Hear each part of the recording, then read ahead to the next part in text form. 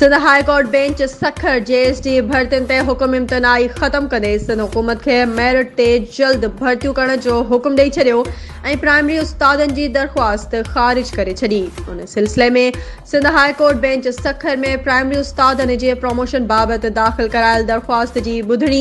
Justice Mohammad Junaid Ghaffar ऐं justice Zulfikar सांगी ते ॿधल डबल बेंच कई। ॿुधणी दौरान असिस्टेंट एडवोकेट जनरल सिंध अदालत में पेश थियो ऐं सिंध हुकूमत तरफ़ां JST बाबति पॉलिसी रिपोर्ट अदालत में पेश कंदे अदालत खे ॿुधायो त सिंध हुकूमत JST भर्तियूं जदीद साइंसी बुनियादनि ते करे पई, जंहिं करे प्राइमरी उस्तादनि खे उन उहिदे ते नथो आणे सघिजे। अदालत प्राइमरी उस्तादनि जे वकील जा बि दलील ॿुधण बाद अदालत JST भर्तियुनि ते ॾिनल हुकुम इम्तनाई वापसि वठंदे सिंध हुकूमत खे जल्द JST जूं भर्तियूं करण जो हुकुम ॾींदे रिमार्क्स ॾिना त सिंध में 19,000 JST भर्तियूं कयूं वेंदियूं। सिंध हुकूमत मेरिट ते भर्तियूं करे अदालत अहिड़ो फ़ैसिलो ॾियण बाद प्राइमरी उस्तादनि जी दाख़िल पिटीशन ख़ारिज करे छॾी।